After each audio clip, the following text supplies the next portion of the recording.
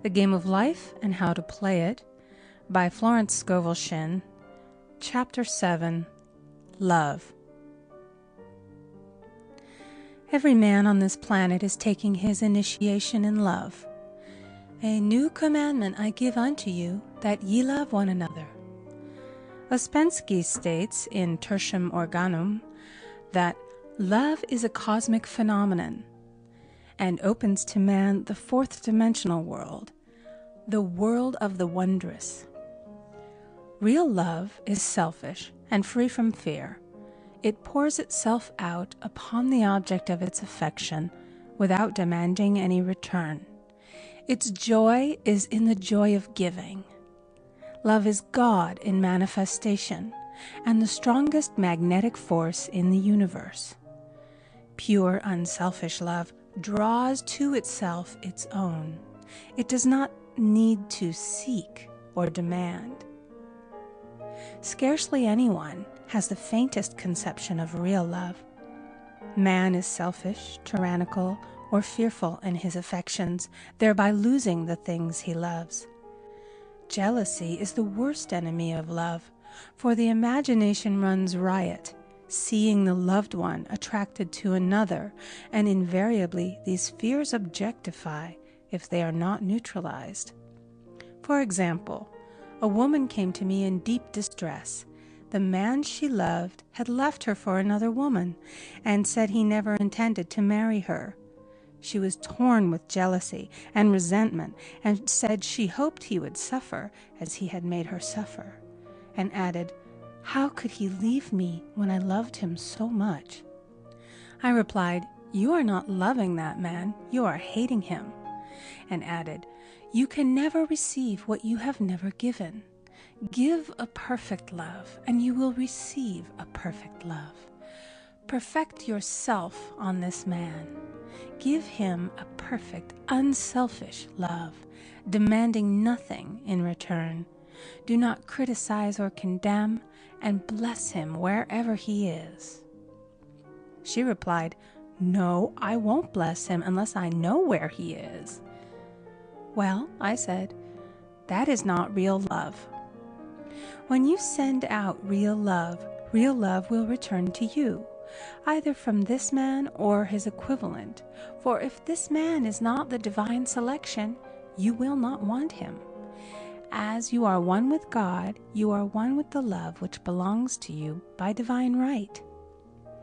Several months passed, and matters remained about the same, but she was working conscientiously within herself. I said, "When you are no longer disturbed by his cruelty, he will cease to be cruel, as you are attracting it through your own emotions." Then I told her of a brotherhood in India who never said good morning to each other. They used these words, "I salute the divinity in you." They saluted the divinity in every man and in the wild animals in the jungle, and they were never harmed, for they saw only God in every living thing. I said, "Salute the divinity in this man and say, I see your divine self only. I see you as God sees you, perfect, made in his image and likeness." She found she was becoming more poised and gradually losing her resentment. He was a captain, and she always called him the Cap. One day she said suddenly, "God bless the Cap wherever he is." I replied, "Now that is real love, and when you have become a complete circle and are no longer disturbed by the situation, you will have his love or attract its equivalent." I was moving at this time and did not have a telephone, so was out of touch with her for a few weeks, when one morning I received a letter saying, "We are married." At the earliest opportunity, I paid her a call. My first words were, "What happened?" "Oh," she exclaimed, "a miracle! One day I woke up and all suffering had ceased. I saw him that evening and he asked me to marry him. We were married in about a week, and I have never seen a more devoted man." There is an old saying, "No man is your enemy, no man is your friend." Every man is your teacher. So one should become impersonal and learn what each man has to teach him, and soon he would learn his lessons and be free. The woman's lover was teaching her selfish love, which every man sooner or later must learn. Suffering is not necessary for man's development. It is the result of violation of spiritual law, but few people seem able to rouse themselves from their soul sleep without it. When people are happy, they usually become selfish, and automatically the law of karma is set in action. Man often suffers loss through lack of appreciation. I knew a woman who had a very nice husband, but she said often, "I don't care anything about being married, but that is nothing against my husband. I'm simply not interested in married life." She had other interests and scarcely remembered she had a husband. She only thought of him when she saw him. One day her husband told her he was in love with another woman and left. She came to me in distress and resentment.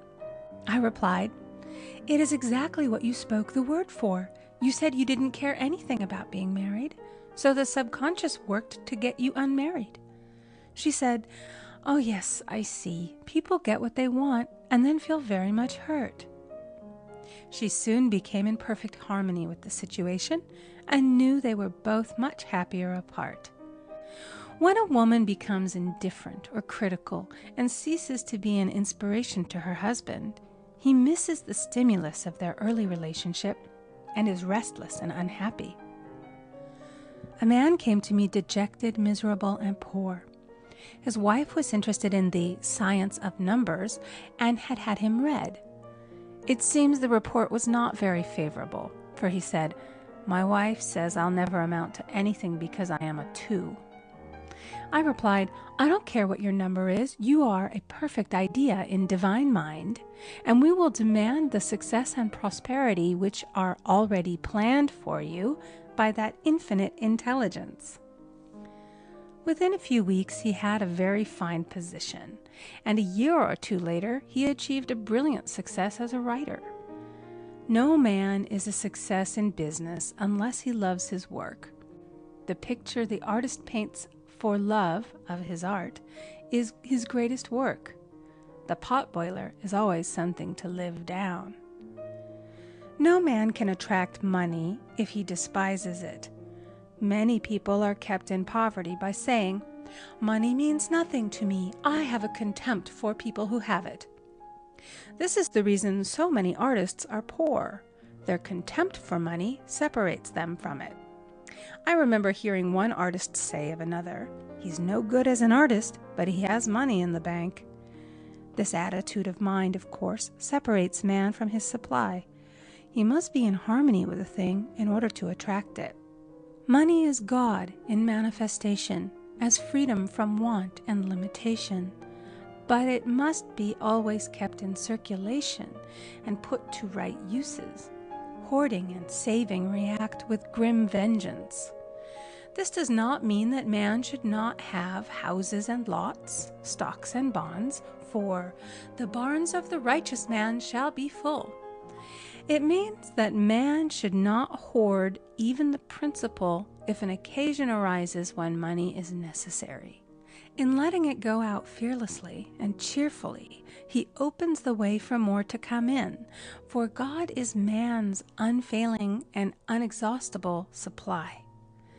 This is the spiritual attitude towards money, and the great bank of the universal never fails. We see an example of hoarding in the film production of Greed. The woman won $5,000 in a lottery, but would not spend it. She hoarded and saved, let her husband suffer and starve, and eventually she scrubbed floors for a living. She loved the money itself and put it above everything, and one night she was murdered and the money taken from her. This is an example of where love of money is the root of all evil. Money in itself is good and beneficial, but used for destructive purposes, hoarded and saved, or considered more important than love, brings disease and disaster, and the loss of the money itself. Follow the path of love, and all things are added, for God is love, and God is supply. Follow the path of selfishness and greed, and the supply vanishes, or man is separated from it. For example, I knew the case of a very rich woman who hoarded her income. She rarely gave anything away, but bought and bought and bought things for herself. She was very fond of necklaces, and a friend once asked her how many she possessed. She replied, 67. She bought them and put them away, carefully wrapped in tissue paper. Had she used the necklaces, it would have been quite legitimate, but she was violating the law of use. Her closets were filled with clothes she never wore and jewels which never saw the light. The old woman's arms were gradually becoming paralyzed from holding on to things, and eventually she was considered incapable of looking after her affairs, and her wealth was handed over to others to manage. So man, in ignorance of the law, brings about his own destruction.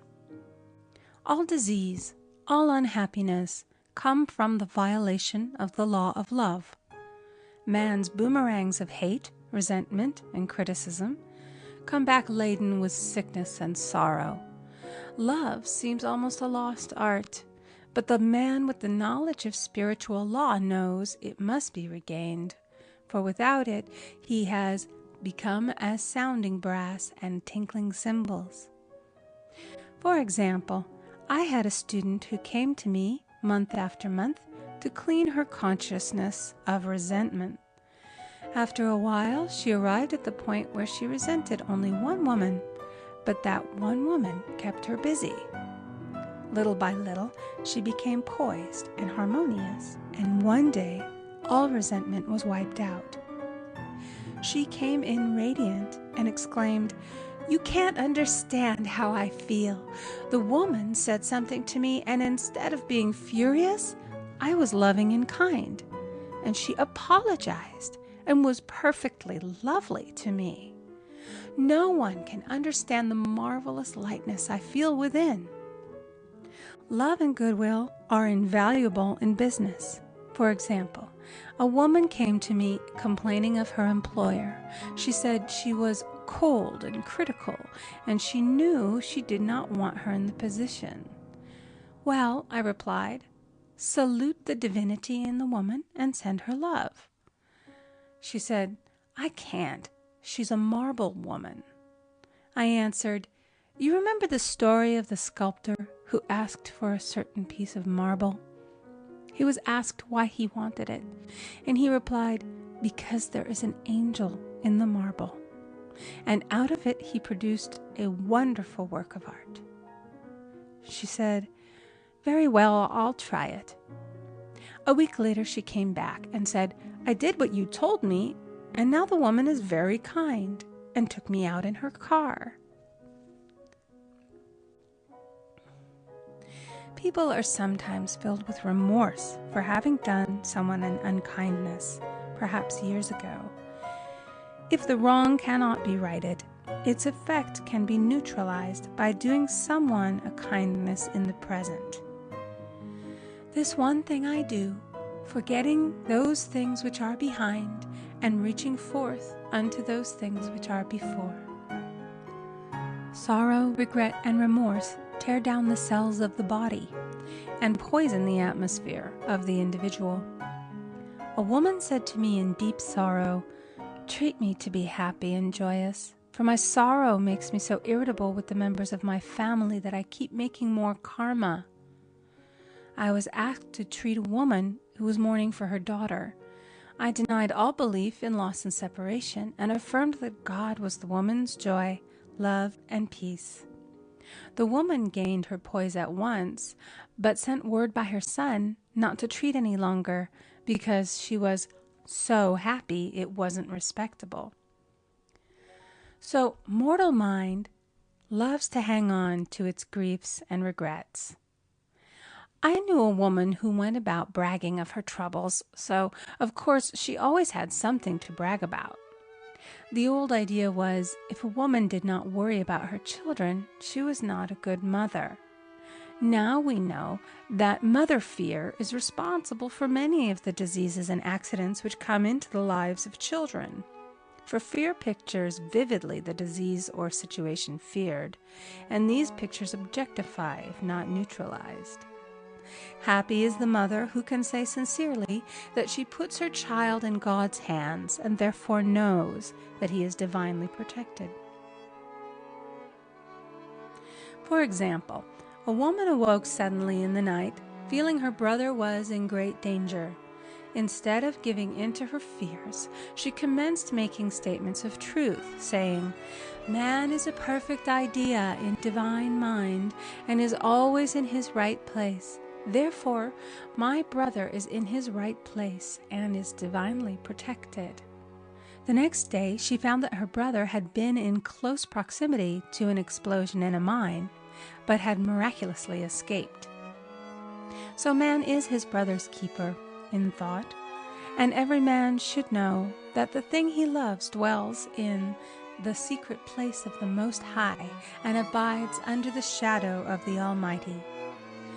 There shall no evil befall thee, neither shall any plague come nigh thy dwelling. Perfect love casteth out fear. He that feareth is not made perfect in love, and love is the fulfilling of the law.